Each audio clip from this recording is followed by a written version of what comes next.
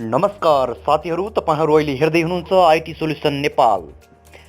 सदाझै आज पनि हामी तपाईहरूको माझ एउटा छुट्टै खालको भिडियो लिएर आइसकेका छौँ। भिडियोको अन्तिमसम्म हेरेर साथ दिनुहोला।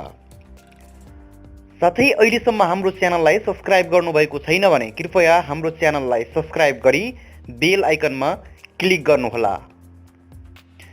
आज हामी तपाईहरूलाई फेसबुकमा ब्लग गरेको साथीसँग सजिलै कसरी कुरा गर्न सकिन्छ भन्ने कुरा देखाउन गइरहेको छु। भिडियोको अन्तिमसम्म हेरेर साथ दिनुहोला।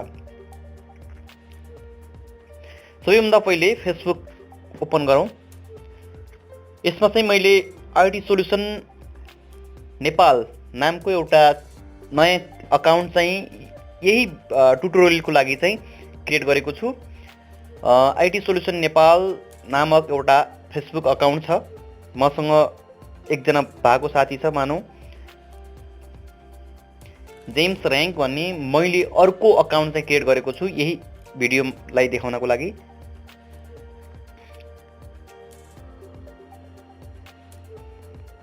जस्तो मेरो फ्रेन्ड लिस्टमा हेरौँ, फ्रेन्डमा जेम्स र्याङ्क छ। मैले चाहिँ अर्को अकाउन्ट चाहिँ क्रिएट गरेको छु यो ट्युटोरियलको लागि। अब यसमा चाहिँ म जेम्सलाई चाहिँ मेसेज गर्छु। ल हाई, मेसेज गयो, मैले मेसेज गरेको छु। अब मैले जेम्स र्याङ्कको अकाउन्ट चाहिँ ओपन गर्छु। जेम्स र्याङ्क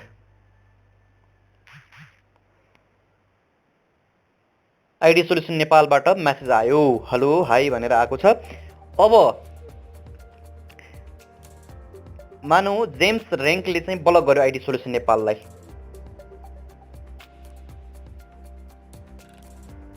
ब्लक गर्यो।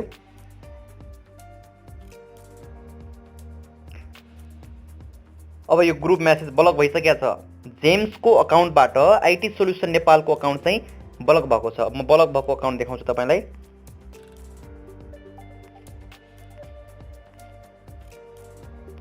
आईटी सोल्युसन नेपालको ओपन गरौँ।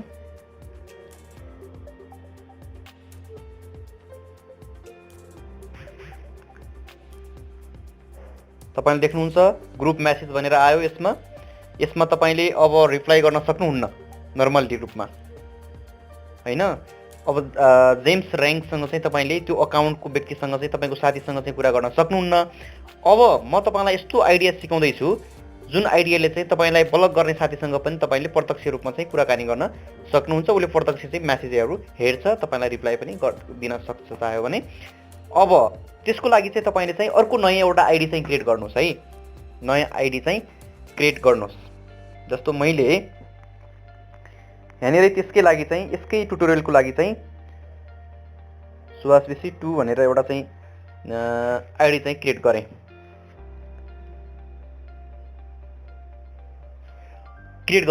अब यो आइडी छ मानौँ, ल अर्को तेस्रो आइडी छ भने मैले चाहिँ सबैभन्दा पहिले साथी फ्रेन्ड रिक्वेस्ट पठाउँछु। म आईडी सोल्युसन नेपाललाई आईडी सोल्युसन नेपालको अकाउन्टमा चाहिँ मैले फ्रेन्ड रिक्वेस्ट पठाएँ। यसबाट नयाँ आइडीबाट फ्रेन्ड रिक्वेस्ट पठाएँ। आईडी सोल्युसन नेपाल भनेको त म हो, अहिले जेम्स र्याङ्क भनेको त अर्को कुनै व्यक्ति हो, साथी हो। उसले चाहिँ मलाई चाहिँ आईडी सोल्युसन नेपालको अकाउन्टलाई चाहिँ ब्लक गरेको छ। अब नयाँ आइडी क्रिएट गरेँ मैले। ल आईडी सोल्युसन भनेको म हो, मैले चाहिँ अर्को नयाँ आइडी सुभाष विसी आई चाहिँ क्रिएट गरेँ। अब त्यो आइडीबाट चाहिँ पहिला आफूलाई चाहिँ फ्रेन्ड रिक्वेस्ट पठाउने, ठिक छ। अब त्यसपछि ब्लक गर्ने मान्छेलाई पनि फ्रेन्ड रिक्वेस्ट पठाउने। जेम्स र्याङ्क आयो, यता पनि फ्रेन्ड रिक्वेस्ट पठाउने, ठिक। अब तपाईले जेम्स र्याङ्क र आईटी सोल्युसन नेपाल दुईटैलाई चाहिँ अर्को नयाँ तेस्रो आइडीबाट चाहिँ रिक्वेस्ट पठाउनु भयो। अब तपाईसँग त अहिले मसँग चाहिँ अहिले दुईटा एक्सिस छ नि त, आईटी सोल्युसन नेपाल र सुभाष विसीको एक्सिस छ। अब मैले सुभाष विसीको अकाउन्टबाट जुन रिक्वेस्ट आएको छ त्यो रिक्वेस्टलाई चाहिँ आईटी सोल्युसनमा ओपन गरेर त्यो चाहिँ मैले एक्सेप्ट गरौँ। यसमा आएको छ, यसमा एक्सेप्ट गरेँ, ठिक छ। फेरि सुभाष विसीकै अकाउन्ट चाहिँ ओपन गर्नुहोस्। ओपन गरिसकेपछि यहाँ एक्सेप्ट भइसकेको छ आइडी सोल्युसन नेपालको। अब के गर्नुहोस् भने जेम्समा जानुहोस्। जेम्सले त अहिले तपाईँको त नचिनेको त आइडीको रिक्वेस्ट त एक्सेप्ट गर्ने कुरो भएन। तपाईँले फेरि म्यासेजमा जानुहोस्, हाई लेख्नुहोस्, त्यसपछि यसमा गएर क्रिएट विथ जेम्स गर्नुहोस्। अब तपाईँको यहाँ आइटी सोल्युसन नेपाल सर्च गर्नुहोस्, तपाईँले ग्रुपमा कसलाई कसलाई राख्न चाहेको।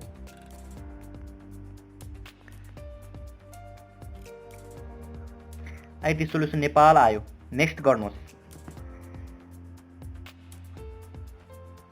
क्रिएट गरिदिनुहोस्। अब तपाईँले हाई लेख्नुहोस्। तपाईँ अहिले सुभाष विषीले हाई लेख्नुभयो मानौँ, ल लेख्नुभयो। तपाईँले के गर्नुहोस् भने सुभाष विषी, अब तपाईँ यो त सुभाष विषीको त फेक एकाउन्ट हो मानौँ, अहिले इक्जाम्पलको लागि नयाँ हामीले त्यो अर्को व्यक्तिसँग कुरा गर्नलाई मात्रै क्रिएट गरेको अकाउन्ट हो। अब तपाईँले चाहिँ के गर्नुहोस् भने यो ग्रुप चाहिँ लिभ गरिदिनुहोस्, लिभ ग्रुप गर्नुहोस्। लिभ ग्रुप गरिसक्नुभयो अब तपाईँले, होइन। अब तपाईँले फेरि आइटी सोल्युसन आफ्नै अकाउन्ट चाहिँ ओरिजिनल अकाउन्ट चाहिँ ओपन गर्नुहोस्।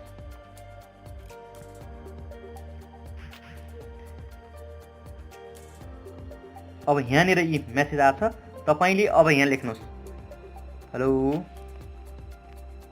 के छ खबर लेख्नुहोस्। ल अब तपाईँले चाहिँ मेसेज पठाउनु भयो।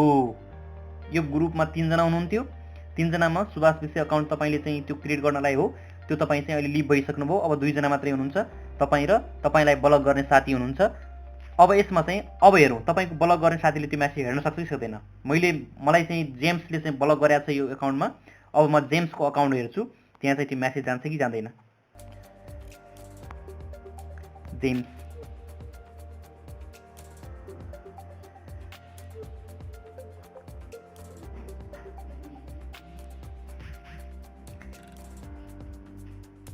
एक्सेप्ट नगरे पनि मानौँ ल यस्तो म्यासेज आएको हुन्छ, अनि यहाँ गरिसकेपछि उसले चाहिँ म्यासेज हेर्न खोज्छ।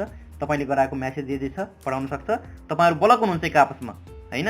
जस्तो यहाँ देखिन तपाईँ ब्लक हुनुहुन्छ, तर तपाईँले चाहिँ जस्तो फेरि अब यसले पनि म्यासेज गर्न सक्छ, हजुर भनेर गर्यो भने तपाईँ जस्तै जेम्सले चाहिँ म्यासेज गर्यो। अब तपाईँको फेरि आउनु पऱ्यो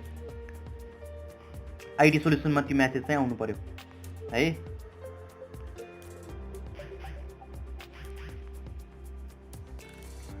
हजुर भनेर आयो।